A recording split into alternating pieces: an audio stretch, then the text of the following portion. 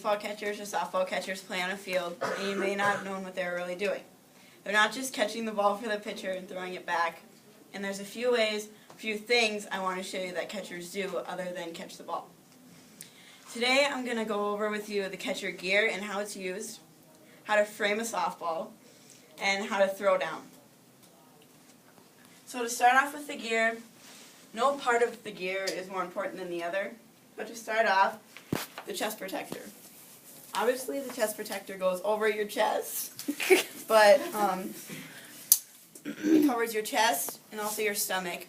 And the shoulder pad up here also covers your shoulders.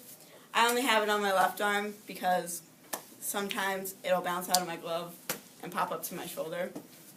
And I don't have one on the right, and it's pretty padded too, so you won't be able to feel much if it hits it. Your helmet is very important, and it covers obviously your full head, and obviously your back of your head is facing that way. And you look over, you look through this piece, and this is also pretty hard too, so if the softball hits it, no worries. And your shin guards, or knee pads as some people call them, go around your legs like this, and when you put them on, you always want to buckle them to the outside of your leg, because if you buckle them to the inside, they're more likely to come loose when you stand up or when you get back down in your catcher's position. Your knee pads guard your shins, your knees, and this toe part down here covers the toe when you have your cleats on.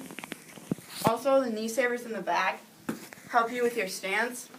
So when you're in your stance, you're also up higher, and when you have to bend like this all game, your knees don't get as tired. Okay, so now my assistant is going to help me show how to frame a softball. Put these on quickly. Go in now. Okay. So first off, you want to make sure your glove is obviously in the strike zone. And you want to hold it vertically so she has a bigger strike zone. But obviously pitchers don't pitch strikes all the time. So I'm going to teach you how to frame a low ball, a high ball, and a couple different ways that you can frame outside or inside balls. So a low ball, if you catch it like this, you don't want to, because then if you go like this, it's obvious to the ump. So when you try to catch a low ball, you want to catch it like this and snap it back up really quickly, back into the strike zone. A high ball, you want to snap your wrist down like this, so the ball comes back down into the strike zone.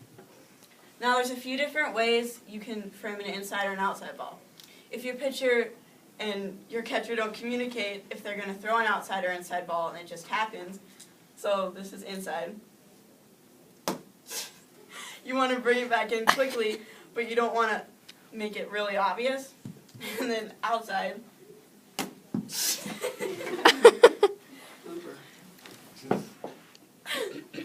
And then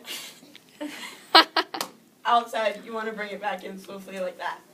But if your pitcher is really good, you can talk to her about positioning outside the plate or inside the plate. So the edge of the plate will be lined up with the middle of the catcher's body, and your glove will go right on the outside of the plate. Okay. Like that. Okay. So now I'm going to show you how to throw down. I should keep these on. Okay, so probably the most important thing other than catching the ball for a catcher is to throw down. When you need to throw down when there's a person on first, second, or third, you can throw down, mostly the catchers throw down to second, but you can throw down to any base you want.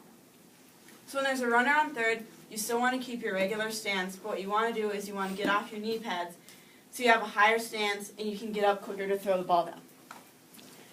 So when you throw to second, you want to get up like this, and when you throw, you want it to be fast and you want it to be level. If you throw a rainbow, it's not going to get there as fast, and your second baseman will have to catch it here or somewhere in here, so they can't take the runner as fast. Now, if you're throwing to second, your second baseman should usually be on the left side of the plate, so the ball comes right here, and they can take them even if they're not sliding. So they can take them in the chest if they're not, and they can take them on the foot if they are. And usually catchers aren't perfect, so the ball can go past them sometimes. So, Exhibit A. And if, obviously the backstop is farther away, but if the ball goes behind a catcher and there's a runner on any base, you want to get up, but you don't want to stay up and bend like this because it takes too long to throw back. When it goes past, okay, we're just going to do that. When it goes past, you still want to stand up to get to the ball quicker, but once you get to the ball, you want to slide on your shin pads and throw it back to the pitcher. Obviously, you don't want to throw it to second if you're way at the backstop, because most likely you won't get it there. But if there's a runner on third coming to home, your pitcher should be coming to cover home, and that's when you want to use your knee pads to slide on and do a little underhand thing so you can take them out at home. Okay, today I've showed you the catcher's gear and how important it is, because usually if you're a catcher, you want to try to get your body in front of everything, and you want your body to be protected. And I've taught you how to frame a softball, inside, high, low, or outside. And we've learned how to throw down to first and how to get a backstop ball. Softball is a team sport, and I've taught you how to play catcher or how to become one if you want to. But your team is ultimately how you win games. But without a catcher, it's like having peanut butter without jelly.